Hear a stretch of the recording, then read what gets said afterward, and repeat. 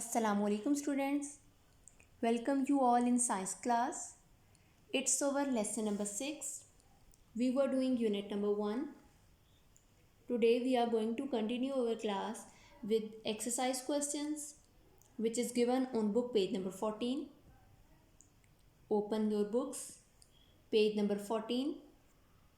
And the first question is write proper term or word against each statement or fill in the blanks. आपने ये question book पे solve करना है. And the first statement is a group of different tissues which work together. आप लोगों को ये पता है कि जो डिफरेंट टिश्यूज होते हैं वो कंबाइन होके क्या बनाते हैं, ऑर्गन्स. तो फर्स्ट ब्लैंक में आएगा ऑर्गन्स. ठीक है. Next one is the brain of cells that control all the activities or functions. The brain of cell which controls all the activities or functions. Brain का वो कौन सा पार्ट होता है जो सारी एक्टिविटीज़ कंट्रोल करता है, उसको क्या बोलते हैं, न्यूक्लियस. ये आपने पढ़ा था कि न्यूक्लियस एक सेल का ऐसा पार्ट है या ब्रेन ऑफ सेल है which control all the activities of a cell. Second blank में आएगा nucleus. Next one is an organism consists of several cells. Third blank में आएगा मल्टीसेलुलर. ये आपने पढ़ा था कि on the basis of cells organisms are classified in two ways. First one is unicellular and second one is multicellular. Uni means one and multi means many, and the statement given over here is an organism consists of many cells or several cells. Several cells means many cells. तो ऐसे organism जिसमें बहुत सारे sales होते हैं उसको क्या कहते हैं, मल्टी सेलुलर. तो थर्ड ब्लैंक में आएगा multicellular. Next one is a group of cells which are similar in structure and function. जो वर्ड है ग्रुप ऑफ सेल्स, यहाँ से ही आपको पता चल जाएगा कि इस ब्लैंक में क्या आएगा, टिश्यूज़. क्योंकि टिश्यूज़ क्या हैं, ग्रुप ऑफ सेल्स. ऑर्गन्स क्या हैं, ग्रुप ऑफ टिश्यूज़. और टिश्यूज़ क्या हैं, group of cells. So fourth blank में आएगा tissues. Next one is outer covering of a plant cell. Plant cell में जो आउटर कवरिंग होती है या जो आउटर मोस्ट लेयर होती है प्लांट सेल में, वो क्या है, सेल वॉल. और एनिमल सेल में आउटर कवरिंग कौन सी होती है, सेल मेम्ब्रेन. ठीक है. फिफ्थ ब्लैंक में आएगा cell wall. Next one is an instrument to see things which are not seen with the naked eye. आपने इंस्ट्रूमेंट एक पढ़ा था जिसको बोलते हैं microscope. Microscope is an instrument which is use to see things which are not seen with naked eye. Last वाली blank में आएगा microscope. The next question is question number 2, MCQs और circle the letter of the best answer. First statement is animal cell do not make their own food because they do not have. First option is mitochondria, second one is vacuole, third one is chloroplast and last one is centriole. Animal cell में mitochondria भी present होता है, vacuole भी और centrioles भी. chloroplast animal cell में present नहीं होता. So the right option is option C, chloroplast. Next one is the powerhouse of a cell. Powerhouse का मतलब है कि एनर्जी है, एक सेल की एनर्जी क्या है, सेल की एनर्जी को क्या बोलते हैं. Option 1 is chloroplast, next one is mitochondria, third one is vacuole and last one is chromosomes. As I told you that mitochondria is powerhouse of a cell or it provides energy to the cells, so the right option will be mitochondria. Next one is Amir was looking at a cell through a microscope and saw mitochondria and cell membrane. What could Amir say about the cell? First option is it can only be a plant cell, it can only be an animal cell, it can either a plant cell or an animal cell, it is neither a plant cell nor an animal cell. Option C will be right. It is neither a plant cell nor an animal cell. Next one is heart, liver and ears are examples of organs, tissues, cells, organ system. Option A will be right, organs. What are organs? Group of tissues. So option A will be right, organs. Next one is plants make their food in leaves and it is stored in other parts because first option is they have xylem tissue, second one is they have roots, third one is they have stems, last one is they have phloem tissues. Statement ये है कि plant cell में जो leaves होते हैं वो food बनाते हैं और फिर उसको स्टोर किया जाता है प्लांट्स के डिफरेंट पार्ट्स में। सो the right option will B phloem tissue. आप लोगों को पता है कि फ्लोएम क्या करता है, फूड जो बनता है लीव्स में वो उसको ट्रांसफ़र करता है प्लांट्स के अदर पार्ट्स में। सो the right option will B phloem tissue. Xylem का क्या फंक्शन है? जाइलम एब्जॉर्ब करता है वाटर को और सॉल्ट्स को। So the option D will be right, they have phloem tissues.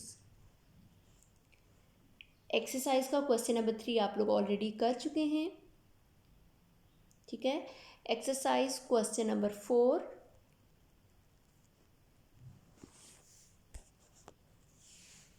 Extend your thinking. इसका क्वेश्चन नंबर 1 है, a brain cell contains thousands of mitochondria. What can you conclude from this information about brain's need for energy? Brain cell में thousands बहुत सारे mitochondria होते हैं। आप लोगों को इस इंफॉर्मेशन से आप लोग क्या कंक्लूड करते हैं कि about need of a brain for energy, यानी ब्रेन को एनर्जी की ज़रूरत होती है। आप इस इंफॉर्मेशन से क्या कंक्लूड करते हैं? Mitochondria are the organelles that provide energy to the cell. आपने ये पढ़ा था, फर्स्ट आंसर इसका ये है कि आप लोगों ने पढ़ा था कि साइटोप्लाज्म में बहुत सारे ऑर्गेनल्स होते हैं, like endoplasmic reticulum, vacuole, centrioles, mitochondria. तो माइटोकॉन्ड्रिया क्या है? और organelles that provide energy to the cell. Mitochondria क्या करते हैं? एनर्जी प्रोवाइड करते हैं सेल को। The presence of large number of mitochondria simply means that a brain needs a large quantity of energy on regular basis. Question ये है कि बहुत सारे माइटोकॉन्ड्रिया प्रेजेंट होते हैं ब्रेन सेल में, तो उससे आपको क्या पता चलता है? इस इन्फॉर्मेशन से आप लोग क्या कंक्लूड करते हैं? तो लार्ज नंबर ऑफ माइटोकॉन्ड्रिया का मतलब ये है कि ब्रेन को ज़्यादा एनर्जी चाहिए ऑन रेगुलर बेसिस अपनी एक्टिविटीज़ को परफॉर्म करने के लिए। ब्रेन को जितने ज़्यादा माइटोकॉन्ड्रिया होंगे उतनी ज़्यादा एनर्जी मिलेगी। तो इट मीन्स ब्रेन को ज़्यादा एनर्जी चाहिए अपने टास्क को रेगुलर बेसिस पे परफॉर्म करने के लिए, ठीक है। Next question is question number 2, which cell parts is being describe. आपने सेल्स के डिफरेंट पार्ट्स के नेम्स लिखने हैं जो उसके अकॉर्डिंग उसको सूटेबल हैं। फर्स्ट स्टेटमेंट है, helps keep cytoplasm inside. Cytoplasm को इनसाइड की तरफ कौन सा सेल का पार्ट रखता है? सेल मेम्ब्रेन, ठीक है। फर्स्ट ब्लैंक क्वेश्चन नंबर 2 का जो पार्ट ए है उसकी फर्स्ट ब्लैंक में आएगा सेल मेम्ब्रेन, ठीक है। Next one is controls all the activities of a cell, ठीक है। न्यूक्लियस क्या है? जो ऑल जितनी भी सेल में एक्टिविटीज़ हो रही होती हैं उसको कंट्रोल करता है। सेकंड ब्लैंक में आएगा nucleus. Next one is liquid field space for storage. ऐसा जो लिक्विड को स्टोर करता है सेल में वो क्या है? वैक्यूल। आपने ये वैक्यूल के बारे में पढ़ा था कि it stores all the liquid, water और fluid waste materials in the cell. So the right option will be vacuole. Third blank में आएगा vacuole. Next one is green parts which trap energy, ठीक है। प्लांट्स में ऐसा green part कौन सा होता है जो एनर्जी ट्रैप करता है? फिर वो एनर्जी कहाँ पे यूज़ होती है? फूड को बनाने में। तो फोर्थ ब्लैंक में आएगा क्लोरोप्लास्ट। क्लोरोप्लास्ट के आगे आप लोग ब्रैकेट में लिख लें क्लोरोफिल। क्लोरोफिल में क्लोरोप्लास्ट होता है जो एनर्जी को ट्रैप करता है, ठीक है। क्लोरोप्लास्ट के आगे आप लोग ब्रैकेट में लिख लें क्लोरोफिल, CHLOROPHYLL,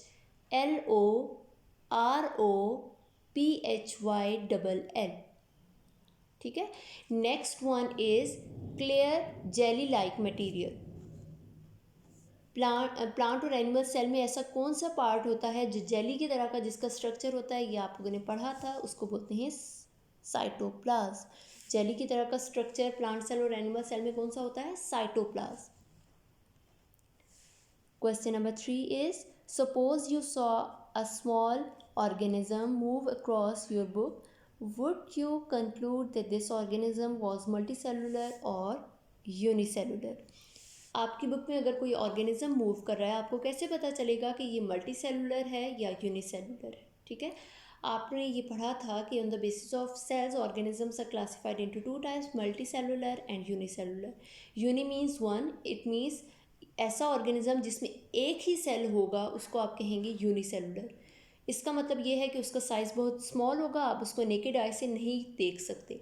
मल्टी सेलुलर कौन से होते हैं? मल्टी मीन्स मैनी, ऐसे ऑर्गेनिज्म जिसमें बहुत सारे सेल्स होंगे उसको बोलेंगे मल्टी सेलुलर। इट मीन्स उसका साइज़ भी बड़ा होगा तो आप उसको नेकेड आई से देख सकते हैं। इट मीन्स वो जो ऑर्गेनिज्म आपकी बुक में मूव कर रहा होगा that will be multi cellular. Answer यहाँ पे गिवन है। Since the unicellular organisms cannot be seen with the naked eye, so if we see a small organism moving across the book, it must be multicellular organism. Next one is, how is tissue like a team? Tissue किस तरह से team की तरह behave करती है या एक group की तरह बिहेव करती है? आपने इस क्वेश्चन को आंसर करना है कि टिश्यू किस तरह से बिहेव करती है लाइक अ टीम, किस तरह से वो एक्ट करती है like a team, like a group. So the answer is, tissue is actually group of cells performing the same job. Tissues क्या हैं? ग्रुप ऑफ सेल्स जो एक ही तरह का एक ही टास्क या एक ही फंक्शन परफॉर्म कर रहे होते हैं। Cells which make a tissue help each other to do this job. Cells combine होके टिश्यू को ये फैसिलिटी प्रोवाइड करते हैं कि वो जॉब या जो भी एक्टिविटी है वो परफॉर्म करें या जो भी उनको टास्क दिया गया है वो परफॉर्म करें। Hence we can say that tissue behaves like a team. So इस तरह से हम कहेंगे कि टिश्यू एक टीम की फॉर्म में वर्क करेगी जो ग्रुप ऑफ सेल्स होंगे। ठीक है, ग्रुप ऑफ सेल्स कंबाइन होकर क्या बनाएंगे? टिश्यूज़। तो इस तरह से टिश्यू बिहेव करेगा लाइक अ टीम।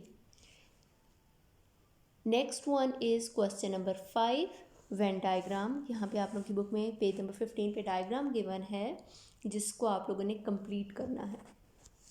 डायग्राम में आप लोगों की डायग्राम में 3 पार्ट्स गिवन हैं। एक जो है येलो वाला पोर्शन है, सेंटर में ग्रीन वाला पोर्शन है और राइट साइड पे ब्लू वाला पोर्शन है। ठीक है, आपने जो येलो वाला पार्ट है उसमें लिखना है एनिमल सेल के बारे में।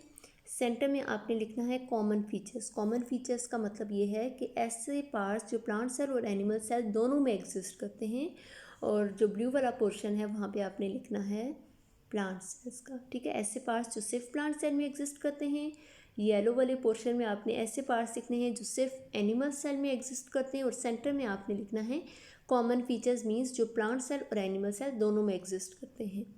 ठीक है, सो what are the parts which are just present in animal cells? Centrioles. Centrioles are just present in animal cell. They are absent in plant cell. And the next one is small vacuoles. Small vacuoles and centrioles are just present in animal cell. So जो आप लोगों की book में yellow वाला जो diagram का portion है वहाँ पे आपने सेंट्रियोल लिखना है और नेक्स्ट वाली ब्लैंक में लिखना है स्मॉल वैक्यूल्स। इसके बाद हम देख लेते हैं प्लांट सेल को कि प्लांट सेल में कौन कौन से पार्ट्स एग्जिस्ट करते हैं। Plant cell consist of cell wall, it is absent in animal cell. And chloroplast, chloroplast is also absent in animal cell. So जो आप लोग की डायग्राम में ब्लू वाला पोर्शन है उसमें आपने लिखना है, फर्स्ट ब्लैंक में लिखना है सेल वॉल और नेक्स्ट ब्लैंक में लिखना है क्लोरोप्लास्ट। अब डायग्राम का सेंटर वाला पार्ट देखें जो ग्रीन कलर से हुआ है। सेंटर में आपने लिखने हैं कॉमन फीचर्स। कॉमन फीचर्स में आप लोगों को बता चुकी हूँ कि ऐसे पार्ट्स प्लांट सेल और एनिमल सेल के जो दोनों में एग्जिस्ट करते हैं। न्यूक्लियस प्लांट सेल और एनिमल सेल दोनों में आता है। नेक्स्ट ब्लैंक पे आएगा सेल मेम्ब्रेन। सेल मेम्ब्रेन भी प्लांट सेल और एनिमल सेल दोनों में एग्जिस्ट करता है। It's all about today's class. Please note down diary, learn class work. आज जो आप लोगों ने question number 1, question number 2, question number 4 और क्वेश्चन नंबर 5 किया है ये आपने याद करना है। It's all about today's class. Thank you and अल्लाह हाफिज़।